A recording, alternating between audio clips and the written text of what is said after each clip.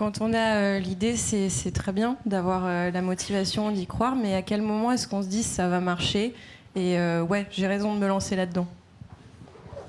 En fait, en réfléchissant, je me suis dit, il n'y a pas eu forcément un déclic en mode ça va marcher, mais c'est plus des étapes qui font que l'incertitude diminue en fait. Et quand on a commencé, effectivement, la vie d'un entrepreneur, souvent on a cette image de montagne russe où on descend très haut, on monte on descend très bas, pardon, et on monte très haut. Et parfois c'est vrai que ça va, notamment au début, ça va très très vite dans un sens comme dans un autre.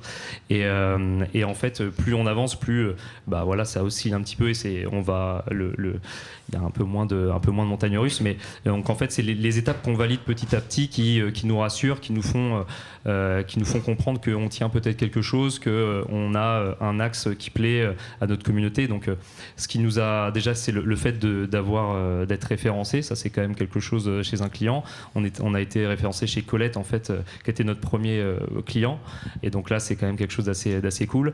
Après, on a été validé par des grands chefs comme Alain Ducasse, feu Joël Robuchon, mais Georges Blanc, Anne-Sophie Pic, etc. Donc des grands chefs, des grands noms de la gastronomie française. Donc là aussi, c'est quelque chose qui est super intéressant et qui valide la qualité du jus, pas uniquement le côté marketing, etc., mais vraiment aussi la qualité du jus, quelque chose qui est très important pour nous chez Saci.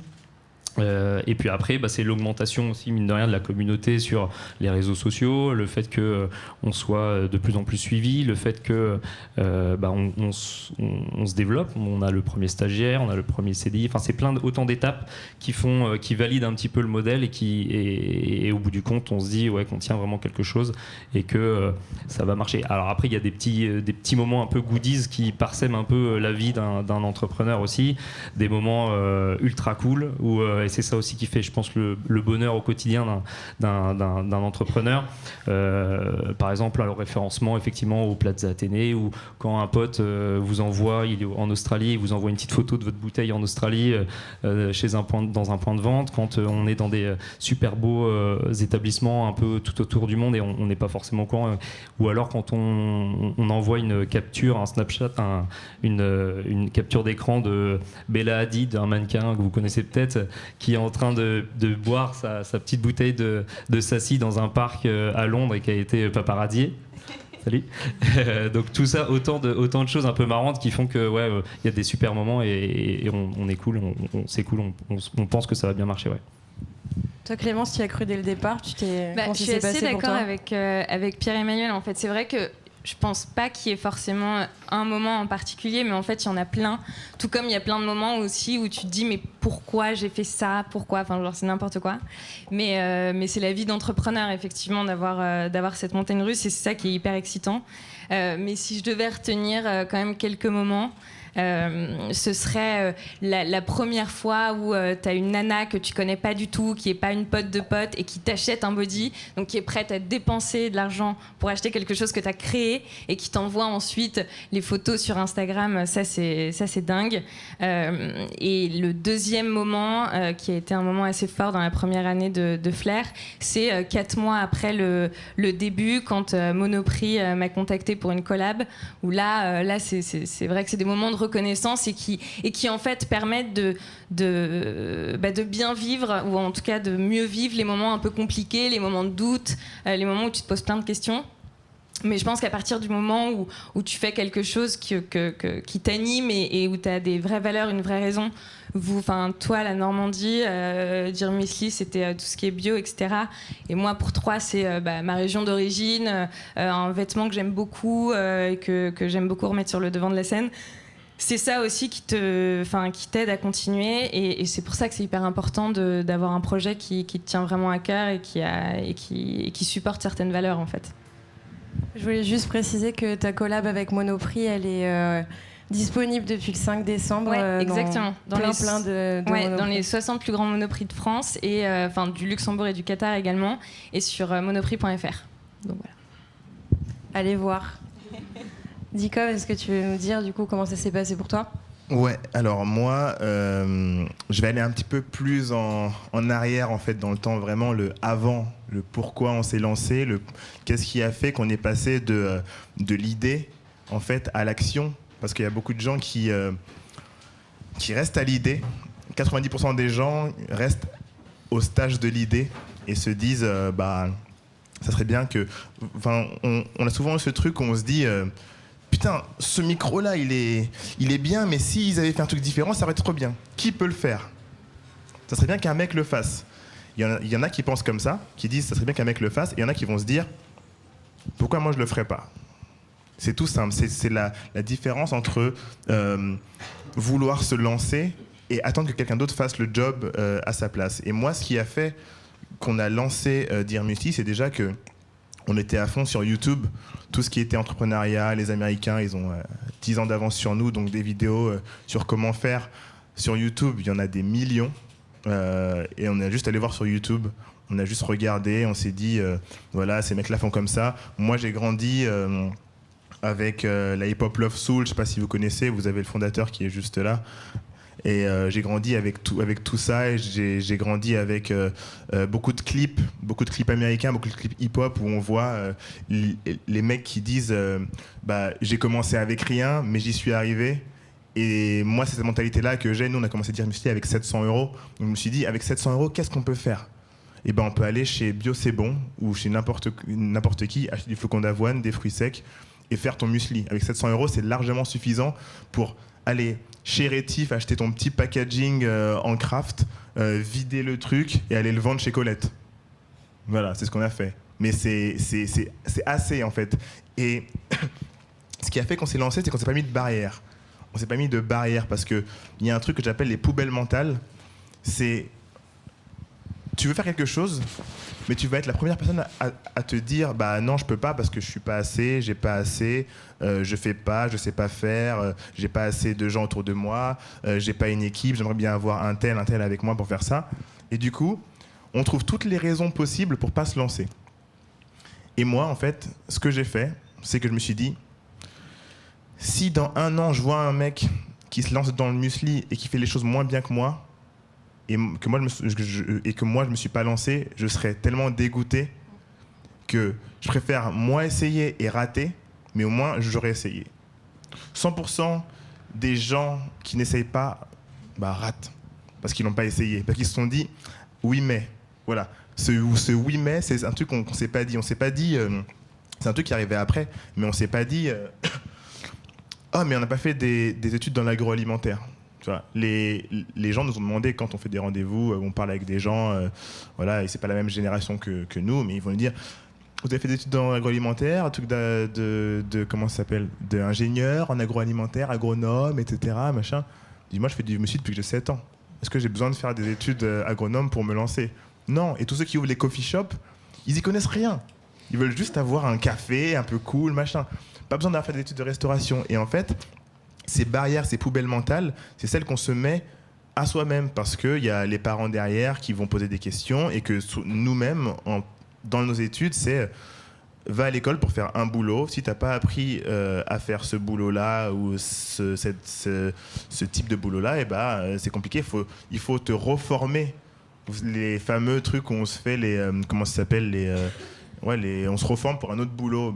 Réorientation, etc. Machin. On n'a pas forcément besoin de le faire. Et nous, on s'est dit, vraiment, si on trouve quelqu'un d'autre qui veut faire ce qu'on fait et qui fait moins bien que nous, mais que ça marche quand même, je serais dégoûté. Donc autant que je me lance, parce que ce projet-là, je le kiffe et j'ai vraiment envie de le faire.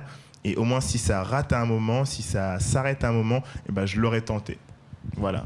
Je suis hyper d'accord avec ce que tu dis et je rajouterais même qu'effectivement je pense qu'il ne faut pas en fait quand tu décides de te lancer pas trop réfléchir parce qu'au final même si tu avais fait des études dans l'agroalimentaire ou même si moi j'avais fait des études dans la mode, quand tu montes ta boîte tu maîtriseras jamais 100% des compétences qu'il te faut.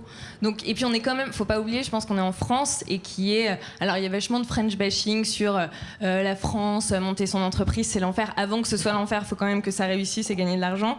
Et avant ça, il y a la rupture conventionnelle qui est quand même un super truc et qui permet de te lancer sans prendre trop de risques.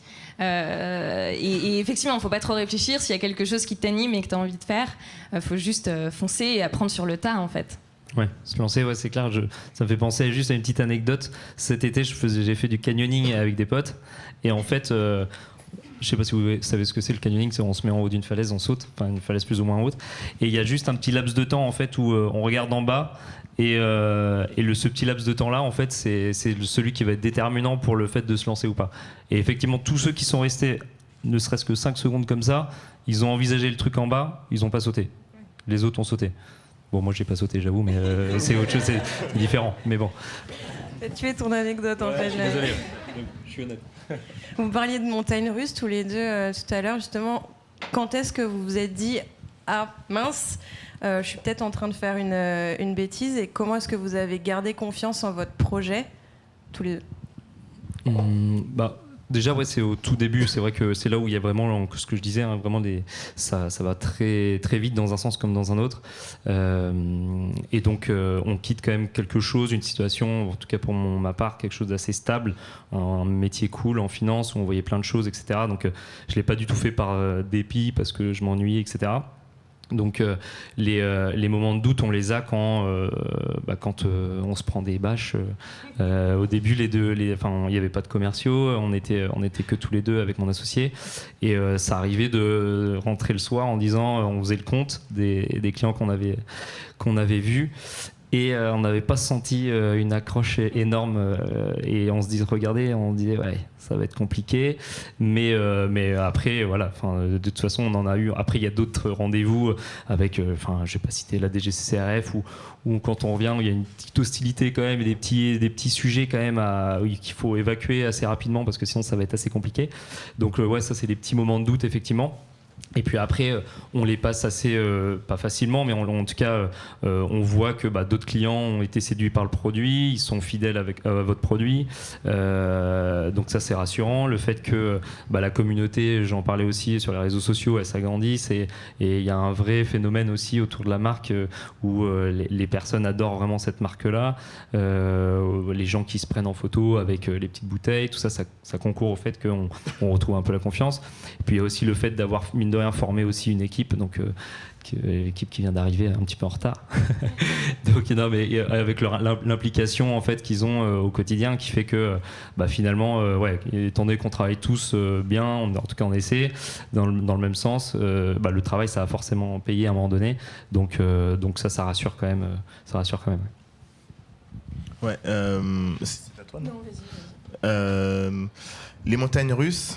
Très intéressant parce que en gros c'est tu te dis le lundi tout va bien, le mardi on va mourir, le mercredi tout va bien, le mercredi on est mort, le jeudi tout va bien. C'est vraiment il faut pouvoir gérer ce genre de situation et se dire que en fait avec le recul, quand on est au tout début, qu'on commence à créer, en fait le début d'une boîte, il commence pas quand on a créé la boîte au tribunal du commerce. Le début de la boîte, elle commence quand tu as ton idée et que tu dois sortir le premier produit. Parce que nous, ce qu'on a fait, c'est qu'on a sorti le premier produit 1 an avant de créer la boîte physique. Parce qu'on s'est dit, déjà, vendons un produit pour voir si ça va accrocher. Si on crée la boîte, on va dépenser de l'argent pour créer la boîte, autant valider l'idée qu'il y a un marché pour ce produit-là. Donc, ce qu'on a fait, c'est qu'on a... Cette phase-là de créer le produit, etc., comme on n'avait pas de boîte, on n'avait pas cette pression de se dire « Ah, mais si je vends pas, etc. » machin. C'était juste, on crée le produit. Moi, je travaillais encore en temps partiel. J'avais pris un job chez Levi's en temps partiel, je me rappelle. Et je baissais mes heures pour pouvoir ensuite rentrer, travailler, etc. Et cette pression, on ne l'avait pas parce qu'on était... comme dans les séries entrepreneuriales, c'était vraiment on est à fond, on va travailler jusqu'à je sais pas quelle heure, etc. Mais quand tu as la boîte physique, ensuite vraiment la boîte, tu as un numéro de cabis, tu as tout ça, et là tu rentres dans le dur. Donc tu as ouvert un compte, tu regardes tes relevés, quand ça va pas, tu commences à te dire on est dans le mal, et quand ça va, tu es content. Quand tu te prends une première porte, quand on prend des portes, moi c'est toujours ok, il reviendra. Il reviendra un moment parce qu'il pourra pas passer à côté de nous. Et c'est ça moi qui me faisait tenir. En fait, je me disais que il a beau faire le tour de France, il reviendra parce qu'il trouvera pas plus cool que nous. C'est ce que je me disais pour me rassurer, etc. Mais sinon, si je suis toujours dans les montagnes russes vers le bas, je tiens pas.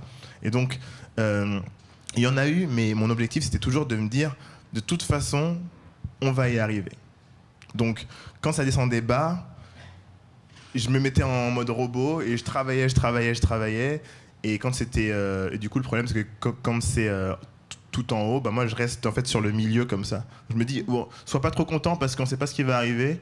Donc, j'arrivais pas à avoir ce niveau d'euphorie que les gens décrivent, parce qu'avec mon frère et mon associé, c'est toujours OK, mais il y aura forcément une merde à un moment, gérons-la, tu vois. Et c'était ça. Donc, les montagnes russes, peut-être qu'on en a eu 1 ou 2 fois, mais c'était souvent assez linéaire, parce que jamais vraiment très content, et il faut gérer quand c'est pas bien. Voilà. Ouais, je ne saurais pas trop quoi rajouter, vous avez tout dit, mais ce que je trouve assez intéressant, c'est que quand tu as posé la question de à quel moment vous êtes dit que ça allait marcher, on a tous pu sortir 1 ou 2 anecdotes bien réelles et bien concrètes. Et en fait, face à cette question de à quel moment tu t'es dit mince, c'est un échec, ou bien ça va jamais marcher, etc., aucun de nous 3 arrive à vraiment identifier un moment, parce que je pense que ça contrebalance tellement. Enfin, les moments où tu penses que c'est bon, t'as créé la super boîte des 10 prochaines années, ça compense vachement les moments où tu te dis c'est l'enfer, je vais me planter et c'est l'horreur. Donc un peu comme tu disais, c'est vrai que c'est souvent assez linéaire et qu'au final, oui, t'as des énormes moments de down et des énormes moments d'euphorie, mais t'essaies toujours de relativiser. Et puis c'est drôle parce que l'extérieur, par exemple, là, la collab avec Monoprix, tout mon entourage était là, mais attends, mais c'est dingue, c'est un truc de fou, etc. Mais en fait, toi, tu le vis, t'es très content, mais t'es déjà en train de gérer les trucs qui arrivent, la merde du jour qui t'est tombée dessus, etc. Et donc, tu réalises moins parce que t'es vachement dans le truc, mais en tout cas, ce qui est assez positif, c'est que tu retiens mieux les super étapes et les super nouvelles que les trucs un peu moins cool, quoi. Ouais, c'est vrai qu'il y a ce truc, quand on a une bonne nouvelle, donc une collaboration ou un truc, les gens de l'extérieur pensent que, par exemple, si on fait une collab avec Monoprix, ça y est, on est millionnaire. Ça y est, vous marchez trop bien. Ou alors, si vous êtes à la grande épicerie, vous êtes, c'est trop bien, grande épicerie. Mais c'est un magasin. C'est ça. Il faut se rendre compte que la grande épicerie, c'est un magasin. Mais c'est pour quand je dis ça à ma mère, par exemple, c'est le rayonnement qui l'a fait kiffer. C'est grande épicerie, ça y est, c'est un gros truc. Mais nous, on est déjà dans la livraison. Il faut les livrer à telle heure, machin, avant telle date, machin. Donc, passer ce petit côté, on va être à la grande épicerie, maintenant, il faut les livrer. Il faut les livrer à temps, entre telle heure et telle heure. Si le mec arrive après, on nous renvoie la marchandise. Il y a tout ça qui fait que, du coup, tu relativises vachement assez vite, en fait, sur le côté positif. Ouais, en fait, je trouve que c'est assez marrant, mais quand tu montes ta boîte, t'as un peu l'impression d'être comme dans un jeu vidéo, c'est-à-dire où, en fait, c'est tout le temps des niveaux d'au-dessus que tu dois passer. C'est-à-dire que dès que tu as passé un niveau, dès qu'il s'est passé un truc trop cool dans ta boîte, et bah t'es là, mais putain, mais attends, donc ok, je suis au niveau supérieur, il faut que je repasse encore un niveau, il faut que j'aille encore plus haut, etc. Donc c'est ce qui est dingue, hein, c'est ce qui te fait tenir, et je pense que c'est pour ça que tu montes ta boîte, pour cette adrénaline en fait constante. Mais oui, t'as toujours des challenges qui arrivent. Même si on croit vraiment du fond du cœur à son projet, il y a quand même la dimension financière qui reste une petite pression. Pierre-Emmanuel, toi tu viens de la finance. Est-ce qu'il faut forcément s'y connaître dans ce domaine-là pour définir le bon business model et être sûr que ça ne se casse pas la gueule? Alors, honnêtement, business model, quand on parle de business model, c'est comment en gros on va faire de l'argent sur l'idée, sur le produit, le service, etc. Moi je suis plutôt de ce côté-là, plus c'est simple, plus ça va être compréhensible par tout le monde et plus ça va tenir la route. Quand j'étais en finance, j'ai vu pas mal de business plans, donc un peu, c'est vraiment on rentre dans les chiffres, avec des business models un peu plus alambiqués, etc.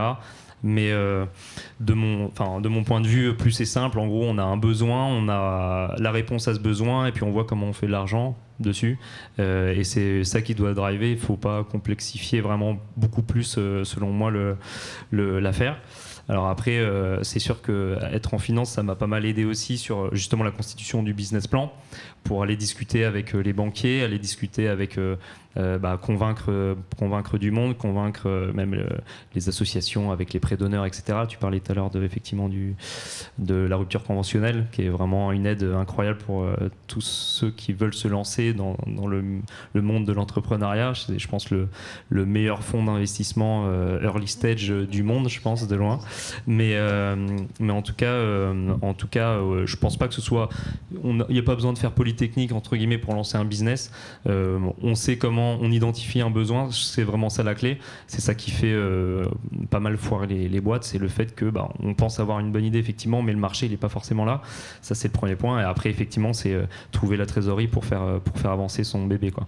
Ça, c'est les 2 points importants. Mais selon moi, il n'y a pas besoin d'avoir un background financier pour se lancer. C'est sûr que ça crédibilise vraiment vis-à-vis des banquiers, etc. Quand on est arrivé avec mon associé, on était tous les deux issus du milieu de la banque et de la finance. Donc du coup, les banquiers à Lisieux, on est arrivé avec un BP très solide, avec des choses assez concrètes et pour le coup avec une étude de marché qu'on avait piquée à nos banques respectives. Et donc du coup, on arrivait vraiment avec de la data, avec des données cool. Et ça, le banquier l'a quand même plutôt bien accepté et a reconnu quand même que le travail était, le BP était plutôt cool. Donc c'est comme ça qu'on l'a convaincu aussi. Donc ça, c'est plus sur la partie recherche de financement, la crédibilité en fait vis-à-vis des différents acteurs de financement, plutôt que comprendre vraiment le business model. Ça, c'est quelque chose qui doit se faire naturellement et pas besoin d'inventer un truc incroyable pour se lancer, selon moi. Maison Sassy est distribuée dans pas mal de grandes surfaces, notamment chez Monoprix. Quand on vend un produit F&B, est-ce que c'est la stratégie gagnante ?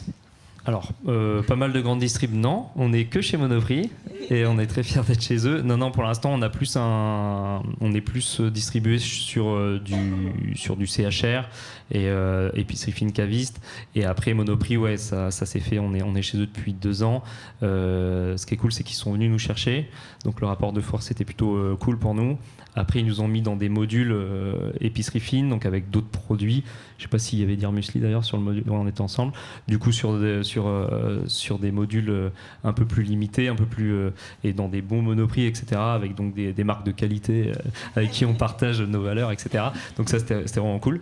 Et donc pour nous, ouais, c'était la suite logique en fait du déploiement. Une enseigne comme Monoprix a une très belle image. À un maillage national qui est ultra cool et c'était important pour nous d'aller un peu plus loin que soit chez nous en Normandie ou ici à Paris où on commence à avoir une bonne diffusion ou dans les grandes villes en France mais un peu plus largement et dire à notre communauté ça y est, vous pouvez nous retrouver chez Monoprix, etc. Après, est-ce que c'est la voie royale pour une success story? Ça dépend vraiment du positionnement de sa marque, tout simplement. Pour prendre un exemple comme le chocolat, par exemple, le chocolat des Français, on fait un test chez Monoprix, finalement ils sont désengagés. A contrario, il y a Carré Suisse qui est une autre marque peut-être moins premium au niveau de l'image, mais qui fait un carton chez Monoprix et qui a même élargi chez d'autres enseignes. Donc il n'y a pas vraiment, c'est pas vraiment la solution miracle. C'est sûr que pour nous c'est trop cool et c'est une enseigne qu'on anime pas mal et qui va représenter un chiffre d'affaires important pour nous cette année encore. Mais après tout dépend de son produit, du positionnement et de sa marque et voilà. Dicom, tu parlais tout à l'heure de livrer à temps au bon endroit, tout ça. C'est quoi les contraintes de production et de logistique du secteur alimentaire versus du secteur de l'habillement? Et peut-être que Clémence, après, tu nous donneras ton avis. Alors, pour tout ce qui est livraison, du coup, il y a livraison en magasin, mais livraison aussi chez les particuliers, parce que nous, c'est beaucoup aussi de vente sur Internet. Pour ce qui est de livraison en magasin, du coup, quand on doit livrer, par exemple, nous, c'est sur palette. Du coup, ce qui est un peu, je vous parlais du côté négatif à être en distribution, c'est que tu engages beaucoup d'argent en amont. C'est-à-dire que le produit, pour livrer, il faut que tu l'aies. Il faut qu'il soit fini. Ça veut dire que comme nous, on crée le produit de A à Z, il faut avoir la matière première. Donc, il faut l'acheter. Donc, on achète la matière première, elle arrive au labo, on produit, on transforme, on met au four, on met en sachet, on met en carton. Ensuite, on envoie à Monoprix, Franprix, la grande épicerie, à n'importe qui. Et ensuite, ils nous payent à 45 jours ou... Voilà. Donc, ça, c'est la contrainte. La contrainte, c'est que t'engages de l'argent en janvier, ils peuvent te payer en mars, par exemple. Parce que toi, il faut que tu aies la matière première pour eux, mais pour les autres aussi. Donc, c'est ça qui est relou. Toi, tu fais en sorte de livrer à temps. Après, bon, ça fait du volume et du chiffre. Quand tu livres à un particulier, ce qui est cool, c'est que lui, il a payé en amont. Le particulier, sur Internet, il est sur le site, il a, bam, moi je veux ça, et toi, tu lui envoies... Il y a quand même de la trésorerie qui est engagée, parce que tu fais en avance, mais son paquet peut être fait le jour même, pour être envoyé aussi, si on est vraiment super chaud, voilà. Mais voilà, c'est ça les deux problèmes. Après, il faut trouver un bon transporteur. Donc pour livrer les enseignes, si c'est vraiment des palettes, il faut que tu trouves un truc comme Epner ou un gros truc. Les gros, vous prenez ça, le mec il vient chercher votre palette et il l'emmène. Ou alors vous avez un livreur privé qui vient prendre vos trucs et qui emmène. Et quand c'est chez les particuliers, vous trouvez un truc, la Colissimo, la Poste ou n'importe quoi. Nous on a commencé, au début je me rappelle, on allait... à la poste, donc avec nos sacs, c'est des sacs Ikea, je me rappelle. C'était le sac Ikea dans lequel on mettait des cartons. Et en fait, on allait jusqu'à la poste et on faisait la queue comme tout le monde avec nos 12 cartons. Et quand on arrivait devant la meuf, on nous regardait comme ça parce que savait que ça allait galérer à mettre chaque truc, etc. Et du coup, on faisait ça. Et avant ça, ce qu'on faisait, c'est qu'on livrait nous-mêmes en métro. Paris intramuros, donc c'est qu'on allait chez les gens parce qu'on leur avait dit voilà, ceux qui sont à Paris on vous livre, et du coup on prenait notre carte imaginaire, on y allait, on sonnait chez les gens, voilà, vous avez votre muesli, granola, machin, et on a fait une semaine à livrer, genre je sais pas, 40 personnes, mais c'était horrible. C'était horrible, mais c'était nécessaire parce que premièrement on n'avait pas l'argent. Quand t'as pas l'argent, ta carte imaginaire, c'est ta voiture, ta carte imaginaire. Et deuxièmement, t'as les feedbacks en direct. Les gens, quand tu leur donnes le packaging, ils sont contents, ils te racontent un petit peu leur vie et tout, et c'est intéressant. Mais on a vite arrêté ça pour commencer à envoyer en dehors de Paris, et ensuite partout en France. Et donc une fois qu'on a... En fait, quand vous allez à la poste, si vous n'avez pas de compte pro, vous ne pouvez pas envoyer. Donc nous, on a dû se faire un compte pro, donc auto-entrepreneur, et créer un truc pour que la meuf puisse nous dire ok, je vous accepte, etc. Et donc on a fait comme ça. Mais on n'était pas encore une boîte à l'époque. Donc c'est pour ça que j'ai fait un premier compte. Après, une fois qu'on s'est dit ok, là il y a assez de volume pour passer en premium, ok, on crée la boîte, et là on a déjà du volume pour commencer. Voilà. Donc c'était... ces trois phases-là, donc palette, transporteur, ou alors envoi par Colissimo ou un truc comme ça. Mais maintenant, il y a des startups qui font ça très très bien, qui viennent chercher chez vous. Si vous faites du volume, si vous n'en faites pas, ils viennent pas. Et voilà. Clémence, comment ça se passe avec tes bodies? Moi, la petite différence, peut-être, je sais pas comment ça passe avec le muesli, si t'as une date de péremption ou, une date de ce genre de péremption, choses. Ouais, voilà. Donc, ce qui est cool, c'est que dans les vêtements, tu l'as pas. En revanche, t'as quand même la nana qui a commandé son body. On sait comment on est quand on s'achète une fringue et qui le veut très vite. Parce qu'elle veut le mettre le vendredi soir, machin. Donc, t'as un peu cette pression. Mais en tout cas, ça se fait un peu plus facilement. Et en tout cas, pour Flair sur Paris, ça se passe par coursier. Un super service de coursier que je vous recommande d'ailleurs, qui s'appelle Mister Pacha, et chez qui on a du stock et qui permet, en fait, si vous commandez votre body en ligne avant 15h, vous pouvez le recevoir à partir de 17h. Donc c'est hyper instantané, les nanas adorent. Si la taille convient pas, un coursier revient chez vous, ils viennent jusqu'à minuit. Donc c'est vraiment hyper pratique. Mister Pacha, c'est canon. Ils sont très très sympas. Et pour tout ce qui est France et international, en fait mon stock, moi, est encore chez mes parents. Donc c'est ma maman qui s'occupe de tous les envois. Elle en est très contente d'ailleurs. Quand j'ai pris Mister Pacha, elle m'a dit non mais attends, mais tu me retires vachement de boulot, je vais faire quoi? Donc c'était assez rigolo. Et là pour le coup, compte pro à la poste, pareil. Et envoie nous, c'est encore un peu à la mano. Mais ouais, c'est un vrai sujet. C'est un truc que tu dois contrôler parce que c'est un vrai coût. Si tu as des colis perdus, voilà, c'est de la marchandise que tu paumes. Mais en tout cas, il n'y a pas ce risque de date de péremption, d'objets cassés. Donc c'est, j'imagine, un peu plus simple. Ouais, c'est un sujet important. La preuve, on en a parlé tous les trois tout à l'heure en coulisses. Et ouais, Mister Pacha, c'est un service aussi qu'on conseille aussi, avec qui on a bien bossé. Et ouais, je rejoins un petit peu aussi quand on envoyait aussi, c'était bon souvenir ça, quand on envoyait les colis à la poste, où on reconditionnait, parce que nous c'est aussi assez lourd et ça casse facilement. Donc on reconditionnait, on mettait du papier bulle partout, etc. Mais ça cassait quand même.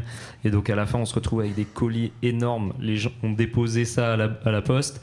Et on partait, les gens nous regardaient et disaient oula, ça c'est un colis piégé, c'est sûr.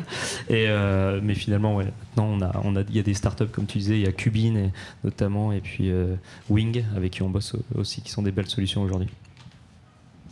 La distribution, du coup, c'est un problème que toi problème entre guillemets que tu rencontres sur ton e-shop, mais tu fais aussi des pop-up. D'ailleurs, tu en as fait un du 13 au 16 décembre. C'est quoi la différence et qu'est-ce que ça t'apporte en fait de faire des pop-up, des boutiques éphémères?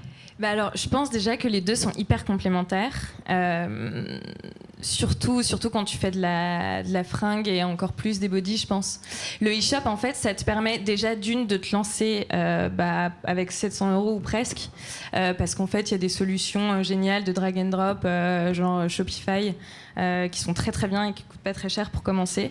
Et ça te permet d'avoir tout de suite un rayonnement, une cible très large, avec assez peu de moyens finalement, et de tout de suite toucher un public même étranger.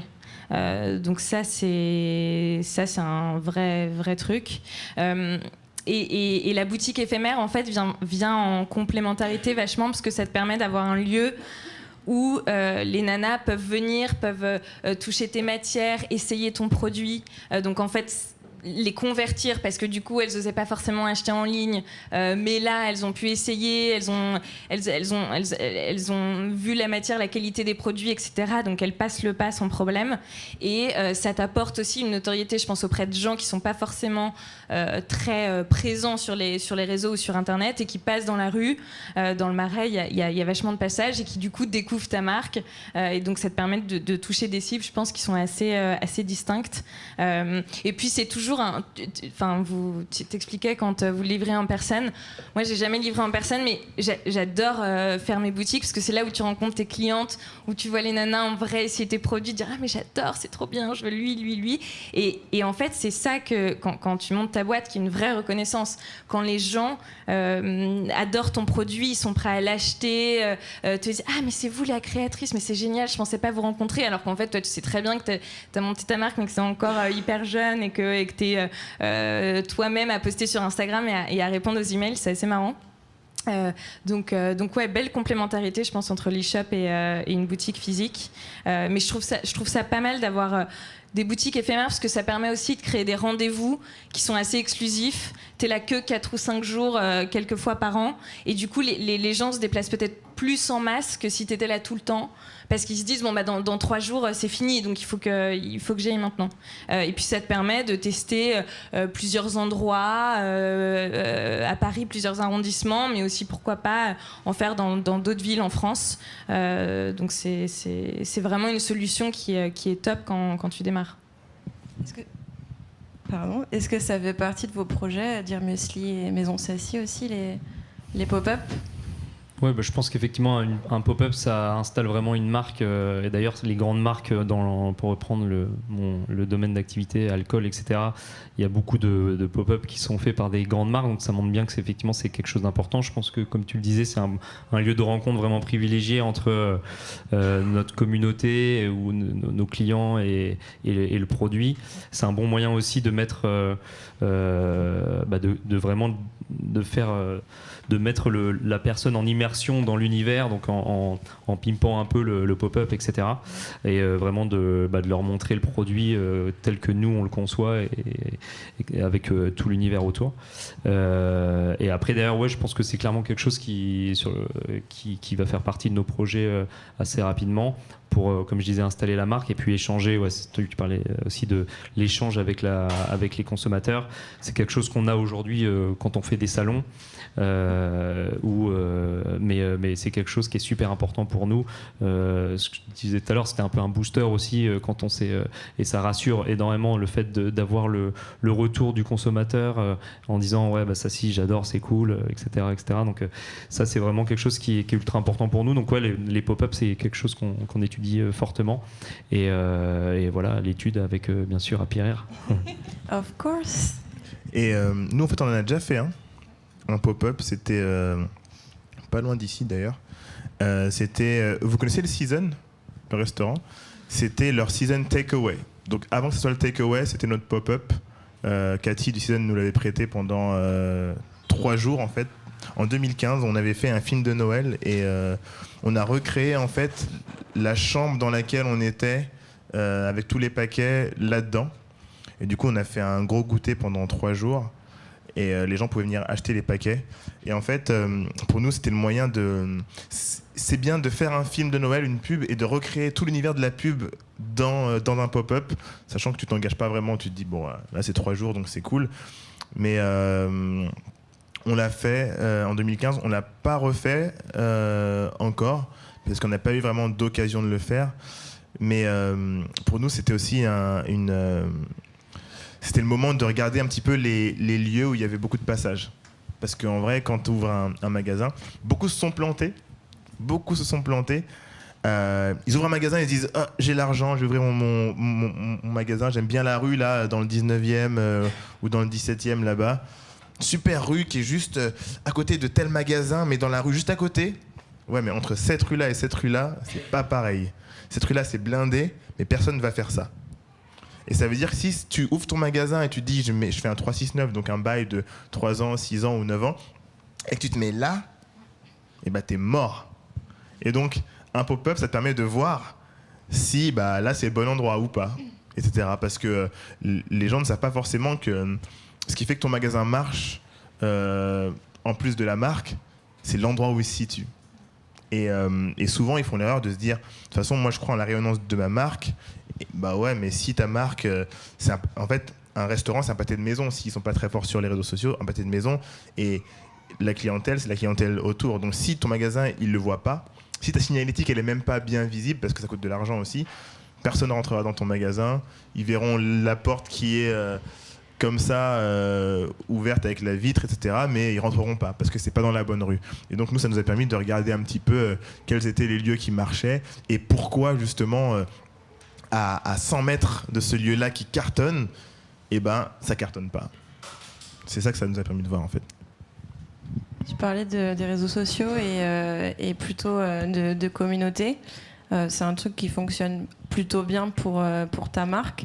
Comment est-ce qu'on crée une communauté aujourd'hui Ça paraît assez évident, mais je pense que c'est une question que beaucoup de gens se posent quand ils stagnent à 2000 abonnés et qu'ils n'arrivent pas à dépasser le cap. Alors nous, on a des abonnés, mais on n'en a pas tant que ça par rapport à d'autres, mine de rien. Je pense que ce qui est intéressant, c'est que nous, les gens qui nous suivent, sont vraiment hardcore. C'est ça la différence. En fait, il n'y a pas dans le sens où dès qu'il y a un truc, ils sont vraiment engagés. Ils sont pas forcément engagés à fond dans les commentaires, mais quand ils vont nous croiser dans la rue, ils vont nous dire « Ah, je te connais, je kiffe ce que vous faites, etc. » Et en fait, c'est lui qu'il faut convertir, parce que lui, c'est pas forcément une personne qui va acheter. Je pense que nous, notre communauté, on l'a construite juste en... On sent qu'on a eu un pic à un moment quand on a commencé à montrer nos visages. Voilà, en fait, au bout d'un moment, c'était juste les produits qu'on montrait, et quand on a montré qu'on était des garçons, déjà pour un produit qui est connu comme étant un produit avec une target féminine, quand on a montré qu'on était des garçons, il y a eu déjà un petit pic qui rendait le truc un peu plus intéressant que juste si on était 3 meufs qui faisaient du muesli. Voilà. Et donc c'était ça. Et ensuite, c'est juste le fait de montrer notre quotidien qui a fait que dans les gens qui nous suivent, ils trouvaient ça intéressant de voir qu'il y avait aussi des galères, qu'il y avait aussi vraiment le quotidien de 3 entrepreneurs plus qu'une simple marque, un simple produit. C'était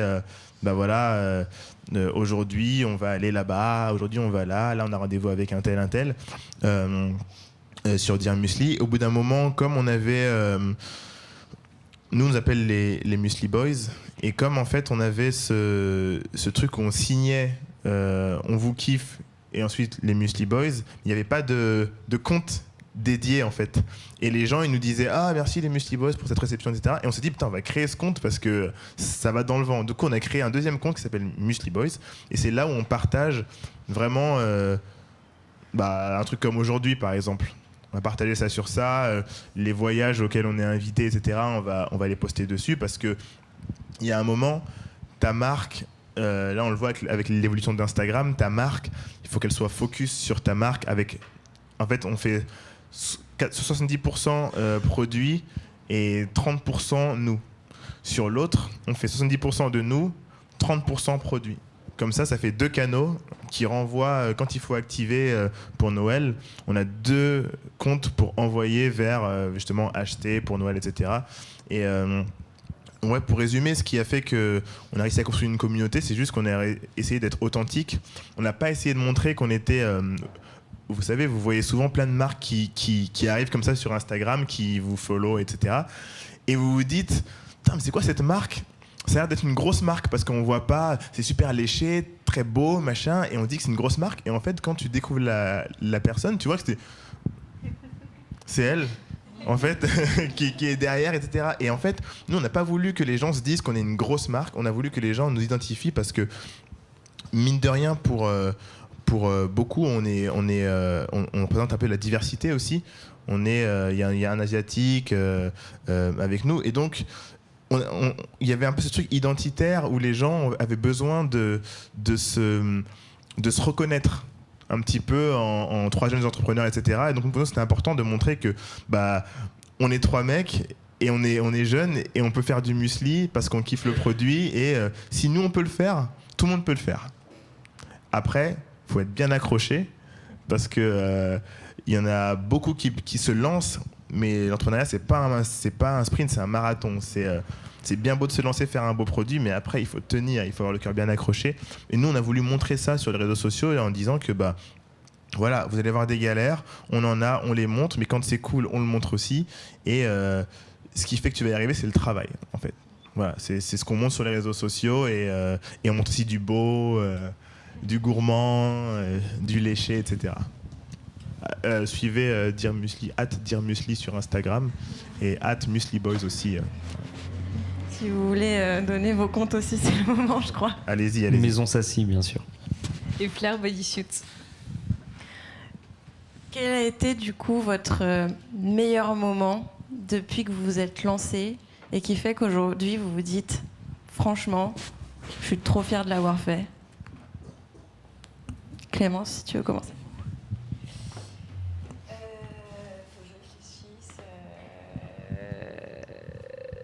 Faut que je réfléchisse. Je suis déjà hyper contente d'en être à la 3e collection, d'avoir la prochaine collection de prévue. Et non, c'est sûr que je dirais forcément Monoprix, je pense, parce que au bout d'1 an y être, je trouve que c'est une belle consécration.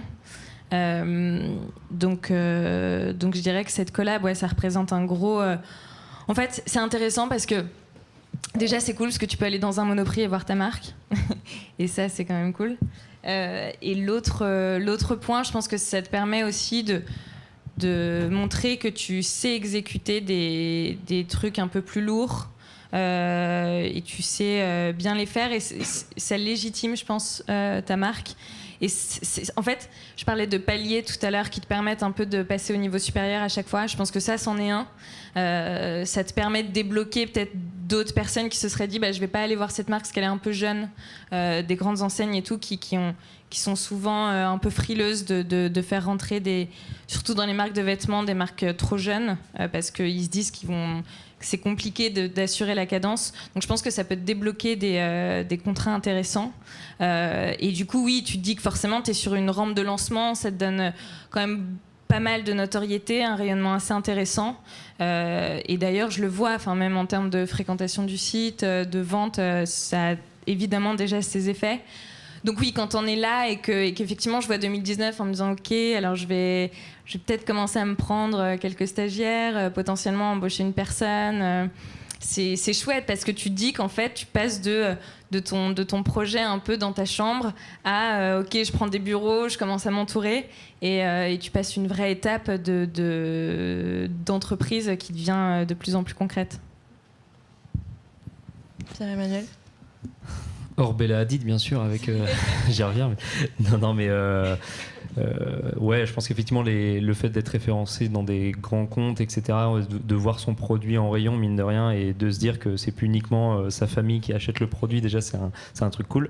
Après, je peux citer peut-être récemment un événement qu'on a fait au Château de Sassy, où on a invité pas mal de clients anglais et français faire une petite battle autour de nos produits. Donc ils utilisaient nos produits en cocktail, en mixologie, et nos produits dans des recettes vraiment gastronomiques. Et c'était un vrai moment de communion vraiment cool au Château de Sassy, donc là où vraiment il y a l'origine du produit et avec une communauté de passionnés, que ce soit au niveau de la gastronomie ou de la mixologie. Ça, c'était vraiment un moment fort. Voilà, je pourrais dire ce moment-là. Ouais. Après, il y en a tellement, comme on disait tout à l'heure aussi, il y a vraiment plein de moments super importants dans la vie d'une boîte et qui sont ultra épanouissants. Et ce qui fait aussi, comme je disais, le bonheur un peu dans la vie d'un entrepreneur. On n'est pas à l'abri de demain d'avoir un mail ou un appel d'un truc trop cool qui arrive, et ça, c'est vraiment top. Après ouais, il y a la vie aussi, l'équipe qui est importante, bien sûr, avoir, comme je disais aussi, le premier CDI, vraiment s'entourer, s'épauler, c'est des choses qui sont ultra épanouissantes. Ça me fait penser d'ailleurs en fait à un moment pour les 1 an de Flair, je savais pas trop quoi faire. Et donc il y a pas mal de marques qui font souvent des événements, des apéros, et ce qui est hyper sympa. Mais je voulais faire un truc un petit peu plus pour mettre en valeur en fait mes clientes, parce que je me suis dit, si au bout d'1 an Flair est là et il y a des beaux projets, c'est grâce en fait aux nanas qui y suivent et qui achètent. Et puis ça coûte moins cher d'essayer de faire un petit contest sympa. Et en fait, j'ai invité toutes ce que j'appelle les femmes Flair, donc les nanas qui suivent notre compte, à dessiner leur propre body, donc à faire en fait une collaboration avec mes clientes, et donc je leur ai proposé de dessiner leur body, de nous l'envoyer, et donc il y a eu on a reçu plus de 100 dessins, avec des nanas qui étaient en fait trop contentes de se dire que pour une fois c'était pas effectivement suivre des comptes, liker une photo, taguer des amis sous les commentaires, etc., mais que c'était en fait ça les mettait vraiment en valeur. Et ça, j'en suis assez fière. Donc il y en a eu 3 qui ont été choisis, et ensuite il y a eu un vote sur les réseaux sociaux, et donc il y en a une qui s'appelle Sacha, avec qui je vais développer le body, qui va venir à l'atelier avec moi, avec qui je bosse avec ma couturière, et qui fera partie donc de la prochaine collection, et qui s'appellera évidemment le body Sacha. Et ça, c'était vraiment un moment, tu parlais de communion, je trouve que même si je les ai pas rencontrées, c'était un moment aussi de communion, parce qu'en fait elles te disent mais attends, mais je vais pas vous envoyer mon dessin, il est trop horrible, et en fait t'es là, bah ouais mais t'inquiète, moi j'ai pas fait d'études dans la mode non plus, mes dessins sont pas dingues, mais j'arrive à me faire comprendre, et en fait c'est accessible à tout le monde finalement. Ouais, je pense qu'effectivement, là, ce que tu disais, toi, t'es pas forcément ingénieur agronome, toi non plus, t'es pas une experte en design, mais pourtant, quand on veut faire, je pense, un truc bien exécuté, l'exécution, c'est ça, je pense aussi, qui nous rassemble un peu tous les 3. C'est essayer de faire une marque la plus jolie possible, la plus cohérente possible aussi, et ça débouche forcément, qu'elle le dire, sur des choses cool, quoi. Alors moi, c'est quoi la question? C'est ton meilleur moment, ton meilleur souvenir qui fait qu'aujourd'hui tu es super fier de ce que tu as fait? Mon meilleur souvenir, je sais pas si c'est vraiment un souvenir. Alors moi c'est particulier. Alors moi c'est juste le fait en fait ce qui me fait me dire que je suis content de m'être lancé et d'en être là aujourd'hui, c'est quand je vois les gens qui viennent me voir et qui me disent franchement, je me suis lancé parce que j'ai vu une de vos vidéos, je me suis lancé parce que je vous vois, vous travaillez tout le temps et je me dis que moi aussi je peux le faire. C'est ça qui me dit, j'ai commencé avec une passion, et le fait de voir que les gens se motivent à se lancer juste parce qu'ils ont vu une vidéo où on parle d'un truc ou une intervention comme aujourd'hui, que les gens aient envie de se lancer et se disent je n'avais que l'idée mais j'ai écouté ce que vous avez dit et en fait c'est pas si dur de se lancer. Ce qui est dur c'est de tenir, hein. Mais de se lancer c'est ce qu'il y a de moins compliqué. Et moi, c'est ça qui me fait plaisir à chaque fois qu'on me dit ça, en fait. C'est ça, moi, ma plus grosse fierté, je dirais. Le petit mot de la fin, est-ce que vous avez un conseil à donner à ceux qui voudraient se lancer en 2019 et qui n'osent pas encore ? Commencer. Non, il est assez simple et un peu, il peut paraître un peu naïf et tout, mais au final, je pense que c'est comme ça que ça marche, d'aller négocier une rupture conventionnelle et en fait de pas trop réfléchir et se dire ok, mon idée globale c'est ça, typiquement c'est de faire des bodies, du coup comment je fais, donc je commence par prendre ma feuille de papier, mes petits crayons de couleur et à dessiner, et ensuite je vais voir un atelier, je valide l'atelier, quand l'atelier est validé, là on est parti, c'est un peu plus compliqué de reculer, donc on va créer le site internet, la page Instagram, du coup on va faire le shooting. En fait c'est ça qui est intéressant, c'est que les gens veulent souvent avoir tout de planifié et de posé avant de se lancer. Alors qu'en fait, en tout cas, je sais pas pour vous, mais moi, ça s'est pas du tout passé comme ça. C'est-à-dire que je me suis dit, ok, ça fait 3 ans que je suis Uber, c'est top et tout, mais j'en ai un peu marre, j'ai vraiment envie de créer ma boîte. Tiens, les bodies, ça me paraît être un truc trop cool. En plus, je viens de Troyes, ça fait hyper sens. Perpétuer le savoir français, je trouve ça vraiment chouette. Je suis juste allée voir ma boss et je lui ai dit écoute, je pense que je vais partir. Et puis à partir du moment, en fait je pense que c'est hyper important de se mettre un peu face dos au mur, je sais plus ce que c'est l'expression, dos au mur, parce que tu t'es mis en danger assez pour plus pouvoir reculer, et donc t'es obligé de foncer et obligé d'avancer, parce qu'au final si tu réfléchis vraiment ton truc de manière hyper posée, t'as 90% de raisons que ça foire, enfin vraiment. Donc si tu le fais en réfléchissant trop, au final, je pense que tu le feras pas. Donc ouais, c'est tout le monde déjà, je pense, ne peut pas être entrepreneur. Je trouve qu'on est aussi dans une période où tu as l'impression qu'il y a que ça comme voie, que c'est le truc le plus cool de dire je monte ma boîte, je suis dans un incubateur, etc. C'est pas vrai. Je pense que ça correspond pas à tout le monde.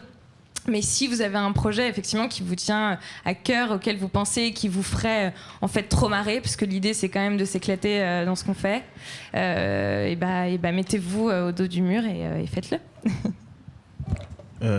Moi je dirais, si vous avez une idée, partagez-la. Partagez-la parce que en fait, le fait de se dire ouais mais si je partage avec les gens ils vont me la voler, les autres ils en ont rien à foutre, ils ont leur job. Ce qu'elle a dit, c'est que 90% des gens ne se lanceront pas. Donc, votre idée, elle a besoin d'être entendue pour que les gens vous fassent les feedbacks. Pas les feedbacks de votre mère, parce que si elle ne connaît rien, ça ne servira à rien, elle va juste vous ralentir. Mais par les gens, aux personnes qualifiées. Et en fait, les personnes qualifiées vont vous aider à vous rendre compte que vous prenez trop de temps pour vous lancer, parce que vous voulez que tout soit parfait, comme elle a dit. Et justement, vous allez vraiment gagner 6 mois, alors que si vous êtes dans votre coin à travailler tout seul ou toute seule, et que dans 6 mois, vous lancez votre truc, ou dans 1 an, parce que vous avez pris tellement de temps à vouloir peaufiner, et que tout le monde n'en a rien à foutre, vous allez être vraiment mal. Vous avez mis toute votre énergie et votre amour dans ce projet, tout le temps pour que tout soit parfait, et tout le monde n'en a rien à foutre. Alors si vous en parlez aux gens avant en disant voilà qu'est-ce que t'en penses, j'ai envie de salut, ça va pardon, et que vous en parlez aux gens, etc., ils vont vous faire gagner vachement de temps. Et voilà, c'est vraiment partager le plus possible avec les gens, et attendez pas 1 an avant de vous lancer.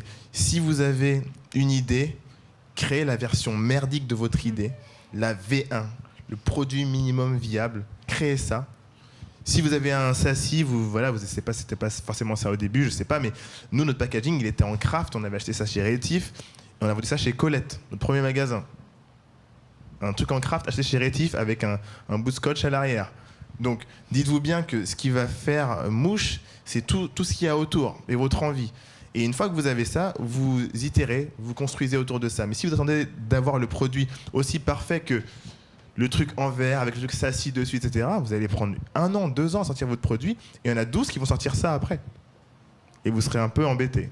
Donc voilà, c'est ça mon conseil. Ouais, je pense qu'il y a beaucoup de choses qui ont été dites et on m'a un peu tout piqué.